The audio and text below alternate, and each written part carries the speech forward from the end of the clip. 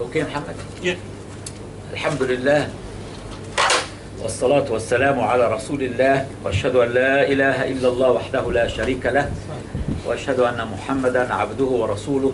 اللهم صل وسلم وبارك على سيدنا محمد النبي الامي واله وصحبه. اما بعد, my dear brothers and sisters, my dear children, السلام عليكم ورحمة الله وبركاته. Today is which day in Ramadan? 21st. So last night was the first night, one of the first nights of Laylatul Qadr, yes? Okay.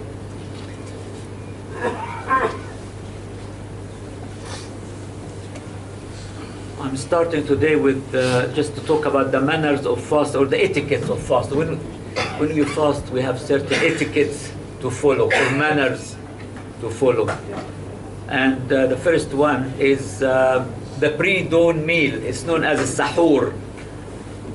The time before Fajr, you wake up and you have something to eat or to drink, so it will give you more energy and it will help you to continue your fast. It's not an obligation, but it is very highly recommended by the Prophet sallallahu alaihi wasallam. The hadith is in Al-Bukhari and Muslim, and the Prophet sallallahu alaihi wasallam said, "Tasahharu فإن في السحور بركة."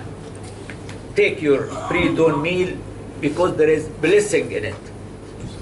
Even if you have just a sip of water, it's regarded as sahur for some people.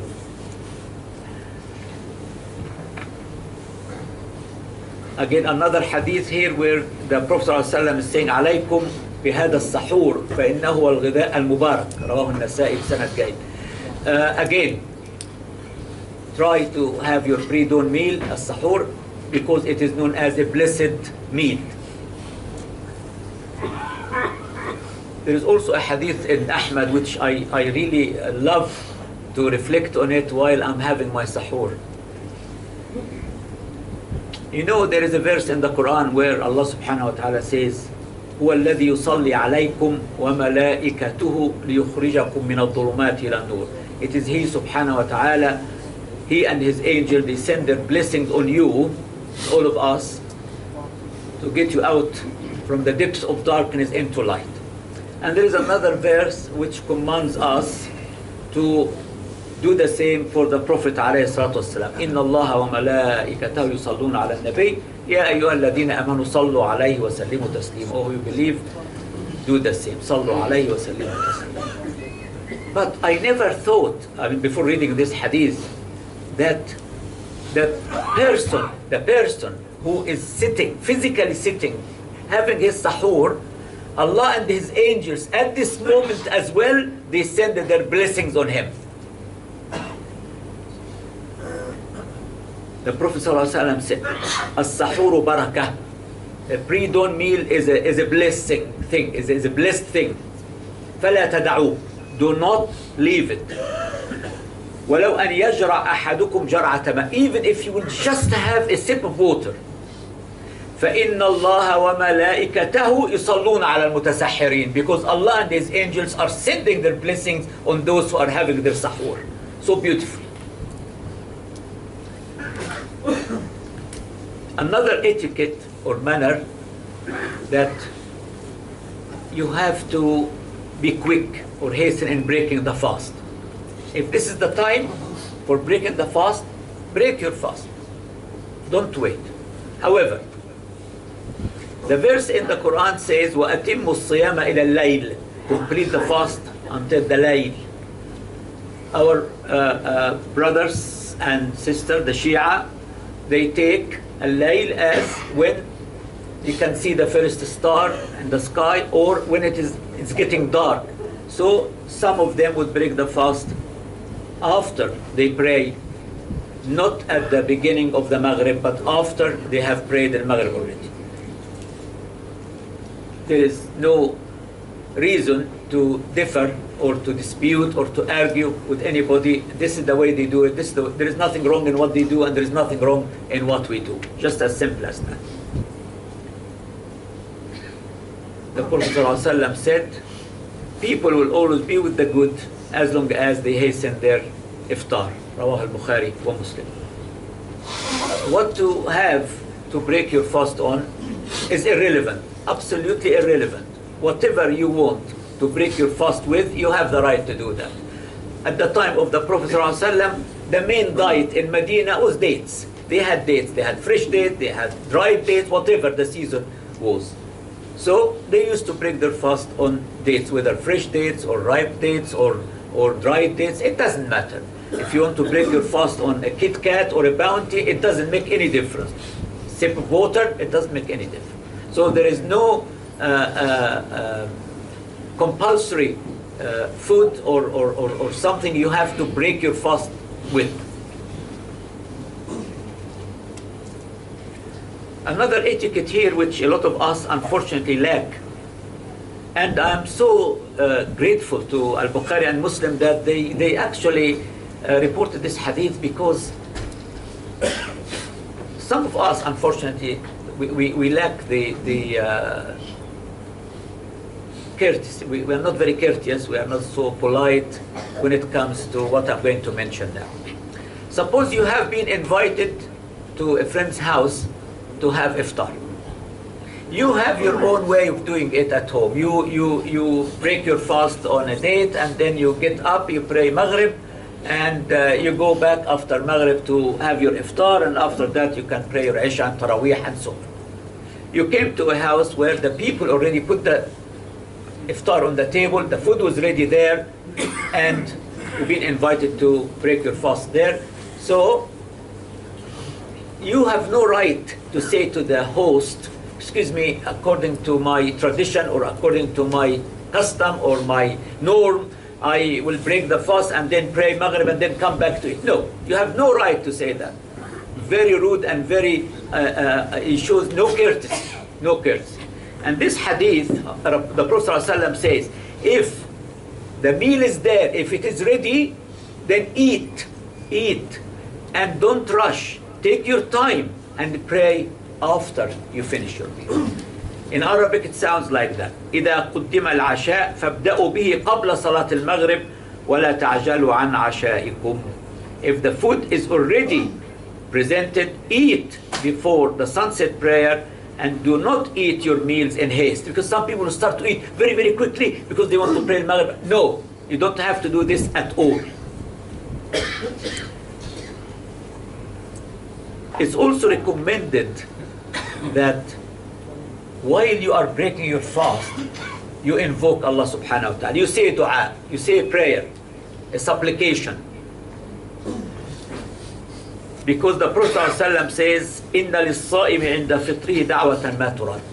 The person who is breaking the fast and he invokes Allah subhanahu wa ta'ala, his invocation or supplication or dua will be accepted by Allah subhanahu wa ta'ala.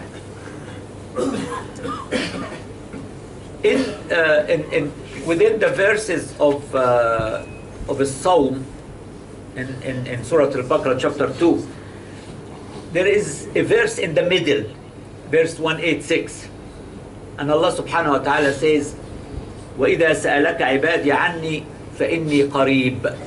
If my servants ask you concerning me, I am so close, I am very near. أُجِيبُ دَعْوَةَ الدَّاعِ إِذَا دَعَانِ. If anybody would call me, I would respond to their call, to their invocation, but subject to the following conditions. فَلْيَسْتَجِيبُوا لِي, let them listen to me, وَلْيُؤْمِنُوا بِي, and let them believe in me, لَعَلَّهُمْ يَرْشُدُونَ, so they might find guidance. Let me mention something about this verse. People used to ask the Prophet ﷺ questions all the time. If they don't know something, they go and ask the Prophet. If he doesn't know the answer, he doesn't answer. He waits for revelation to come to tell him what to say. There are two types of questions. A question you come and ask me because you want to learn. I come to ask you a question, I want to learn from you. Or someone is asking you a question to challenge you, to belittle you. So Every time the Prophet sallallahu alayhi wasallam was asked a question from the first type, which is, I want to learn. يَسْأَلُونَكَ عَنِ الْيَتَامَى. They ask you concerning orphans. يَسْأَلُونَكَ عَنِ الْمَحِيض. They ask you concerning women's periods. يَسْأَلُونَكَ مَاذا ينفق. They ask you what to spend. يَسْأَلُونَكَ عَنِ الْأَهِلَّةِ. They ask you concerning the Christmas or the new moon. The answer would come in the following format. قُل, say. قُل, say. قُل, say. There is one question which was not asked yet. And Allah, it was a question to challenge the Prophet. So Allah prepared the Prophet sallallahu alaihi wasallam. He gave him the answer before the question was asked. وَيَسْأَلُونَكَ عَنِ الْجِبَالِ فَقُلْ يَنْسِفُهَا رَبِّي نَسْفًا. The question was not asked. Allah is preparing him. He's saying, when they come to ask you about the mountains, what's going to happen to these mountains on the day of judgment? فَقُلْ, then say to them. When someone came to the Prophet sallallahu alaihi wasallam and he said to him, is Allah so far away? So we shout, we invoke him loudly to hear us, or is he very close? So we ask him or call him quietly. So the answer, yeah, please, could you please move forward? Everybody, please. Don't worry about the space. Just move. Physically move. Physically move. So the answer came. You remember now in the first one, Allah says to him, "Qul, say."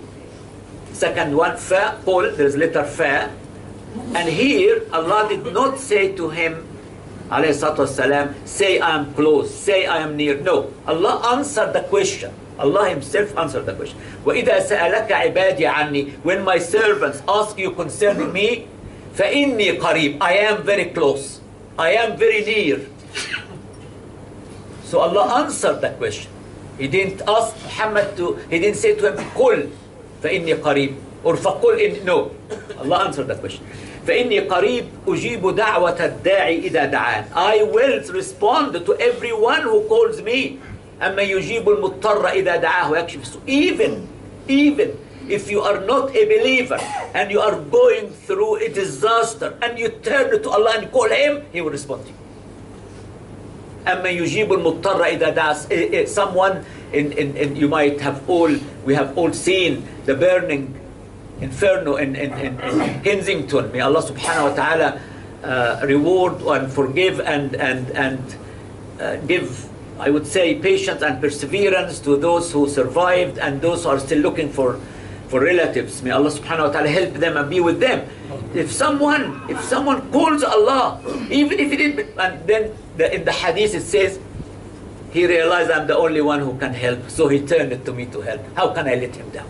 How can I let him down? فَلْيَسْتَجِيبُوا لِي. Let them listen to me.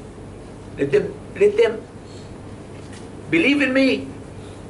Let them follow my orders, follow my teaching, follow my path.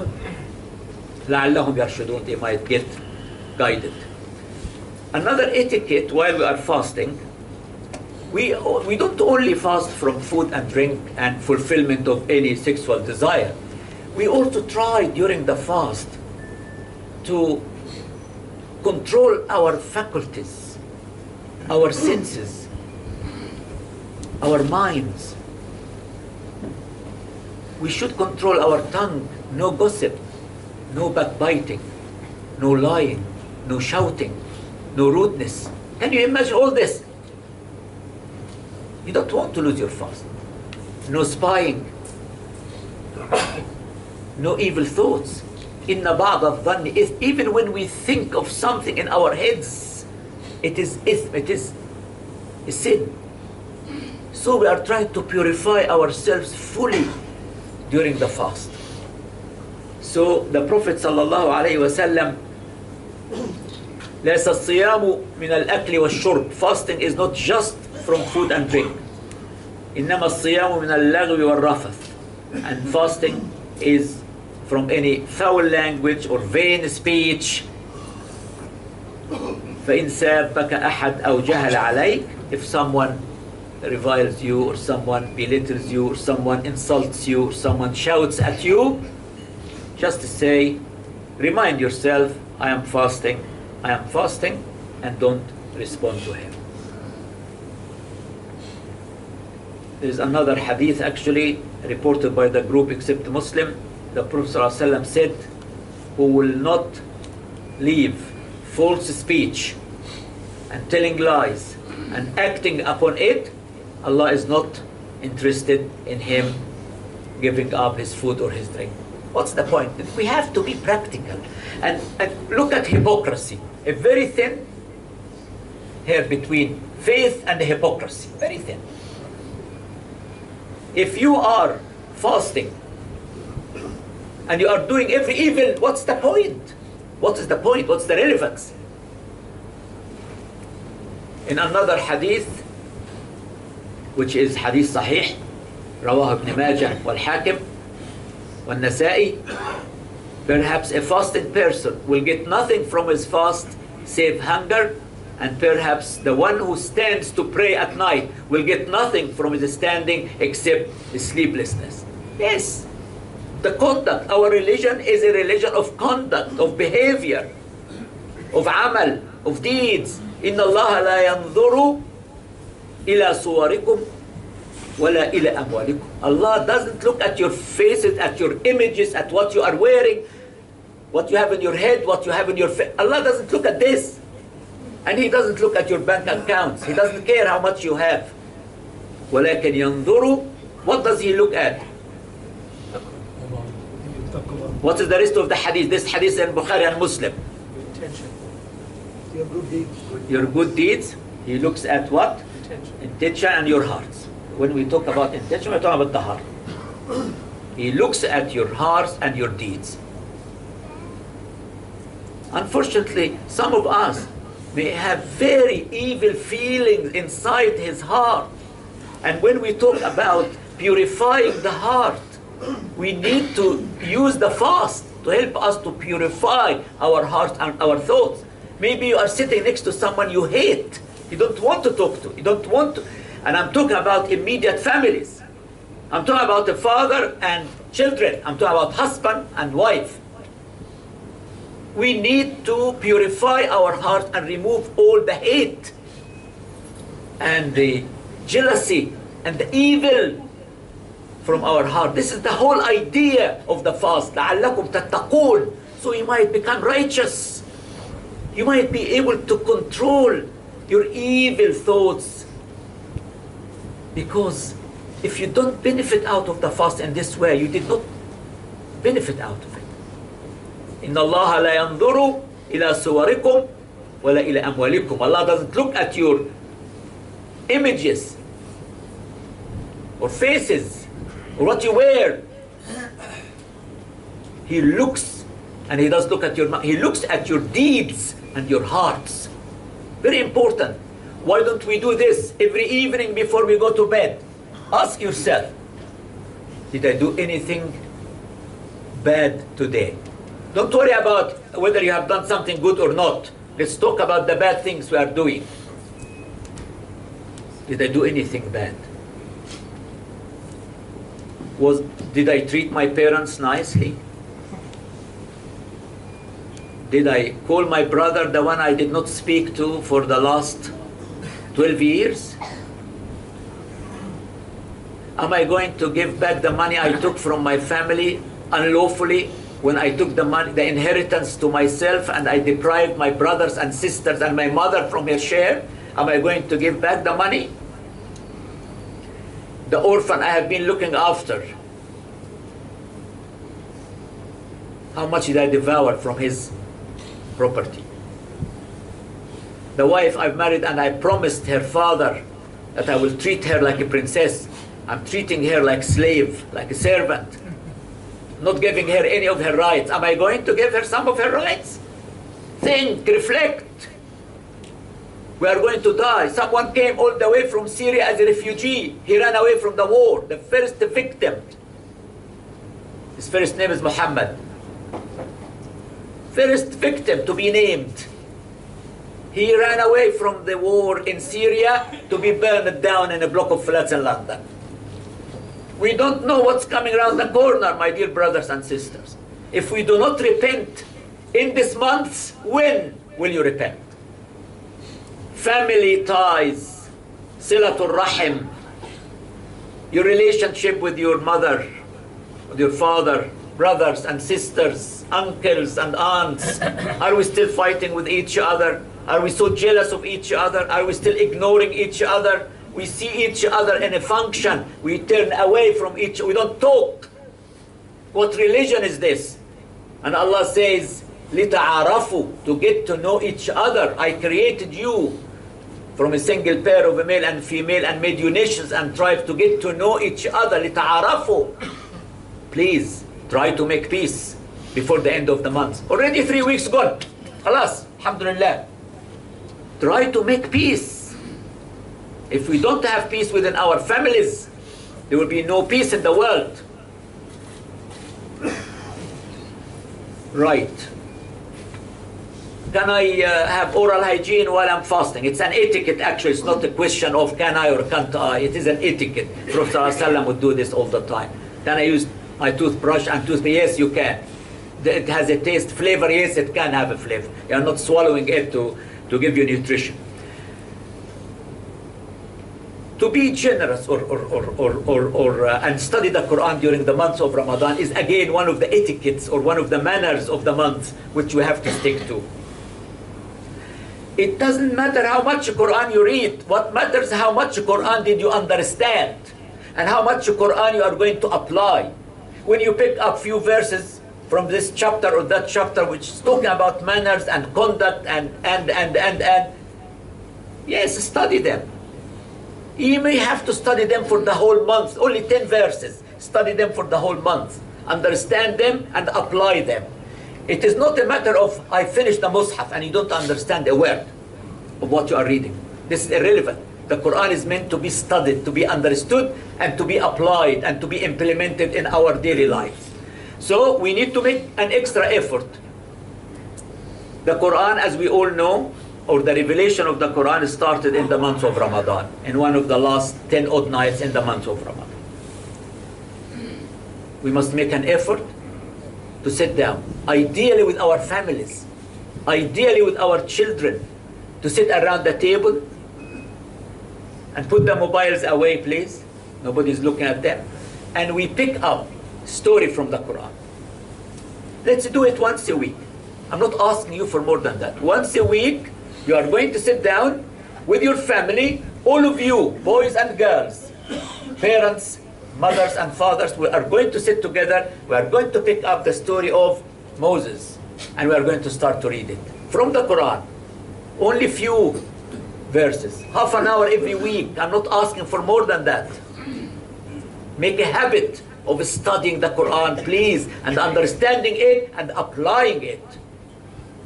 The reason we are in a big mess in the Muslim countries, everybody is killing everybody, and everyone is carrying one banner. You know what's written on it? La ilaha illallah Muhammad Rasulullah. Everyone, every faction, in Syria, in Yemen, in Egypt, in Libya, wherever you go, they have one banner. La ilaha illallah Muhammad. I'm killing you in the name of God, because you have to be halal when I eat you. What religion is this? What religion is this? Billions of pounds and dollars being spent on arms to kill the Muslims. We are doing it. Don't blame anyone else. It is us who's doing it, unfortunately.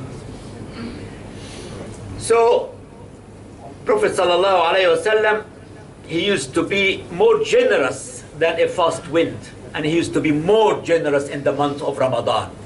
So think about your zakah, annual zakah. I'm not talking about zakatul fitr now. I'm talking about your annual zakah. I know, I'm aware of a lot of people, and alhamdulillah, I do the same. On the first day of Ramadan, every year, I would sit down and look at all my assets, all my money, whatever wealth I have, and I work out exactly the zakah on it. and I pay it out. So, in the same way you prepare your end of your return to Her Majesty Revenue and Customs, you must designate a date in the calendar, in the lunar calendar, and annually you will sit down physically, even if you have 100 pounds sitting in the bank. 100 pounds. How much is zakah you should pay on it? 2.5 pounds, yes? Fine.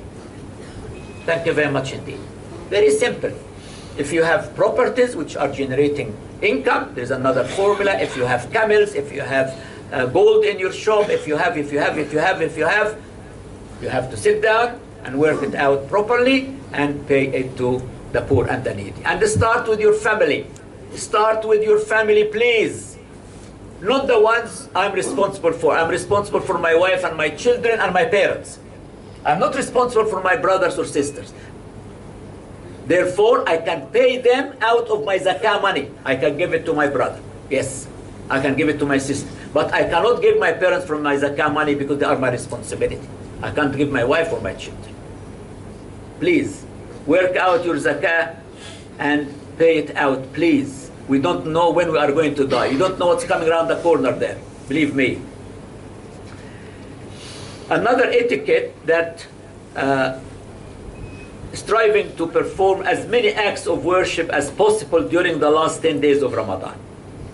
Prophet ﷺ would do his tahajjud and i'tikaf during the last 10 nights of Ramadan, and he stays away from his wives.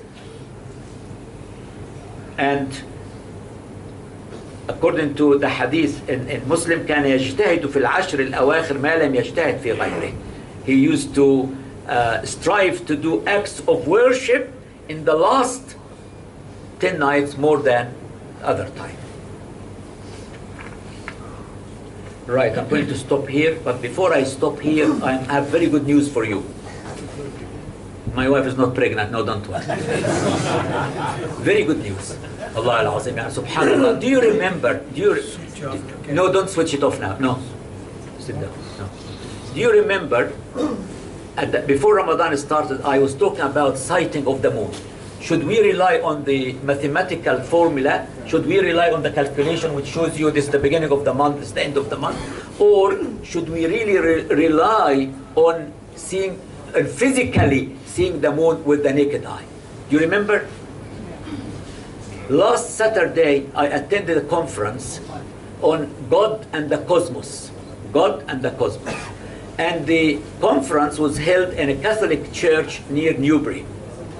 The speaker was the director of the Vatican Observatory. You know where the Vatican is? Where is the Vatican? In Rome. And it's an independent state. You know that. It has its own president who is the Pope. Exactly, very good. And they have their own observatory. Okay? They have their own observatory. And the director of that observatory decided to become a brother, not a priest, a brother. They have in Catholicism, they have different ranks. They have brothers and they have priests. Priest cannot marry, a brother can.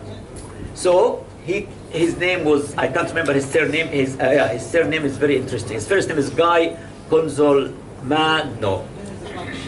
He worked for NASA for 35 years, and he became the director of the observatory at the Vatican. The amount of I learned a lot. While he was talking all the time, he was referring to the one true God. All the time to the one true God. And he said, learning science is a form of worship. Looking at the stars and reflecting on the galaxies is a form of worship. Exactly what Allah says in the Quran. So I went to him and I said, look, we are having a problem regarding how to determine the beginning of the month, because the new moon must be born above the horizon and must remain there after the sunset for enough time to be seen. If it is born below the horizon, or it was born above the horizon but it did set before the sunset, then we cannot take it into consideration. Do you or did you include these two conditions in your formula? So the answer is as follows. It was a delight chatting with you this past weekend. As for the new moon, as I recall, the story was this. When gamma ray bursts were first discovered, it was proposed that sources which emit flashes of gamma rays might also emit flashes of visible light. The question was then, how bright would this light be, and how likely would it be that a person might have seen it with the naked eye?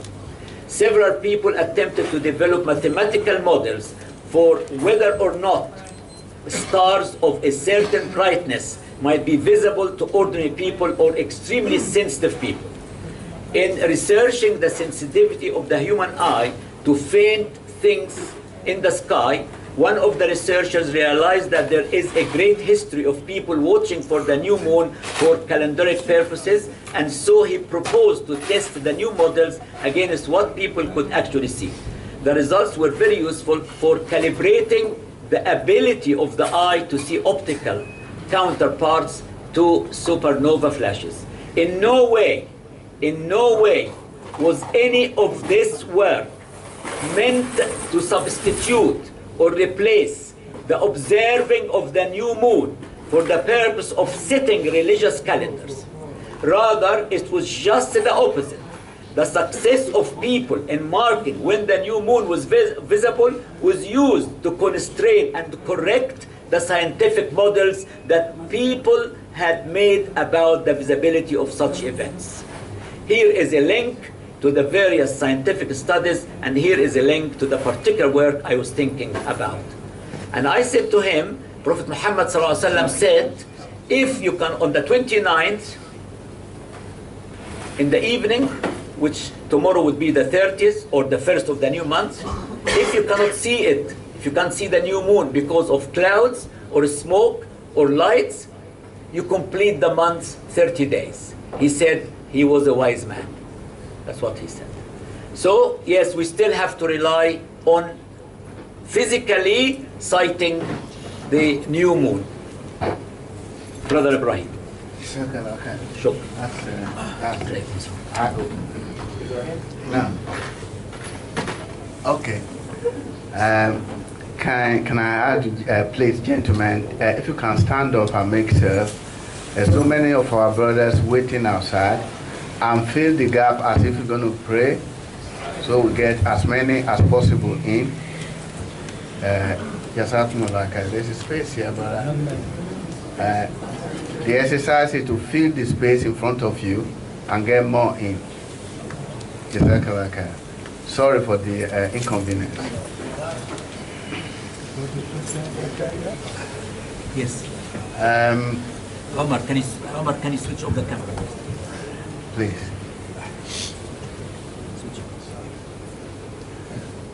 I really want to see if you switch off from there. Okay. Many people have been asking about why do we do our annual collection for the car park. We're going through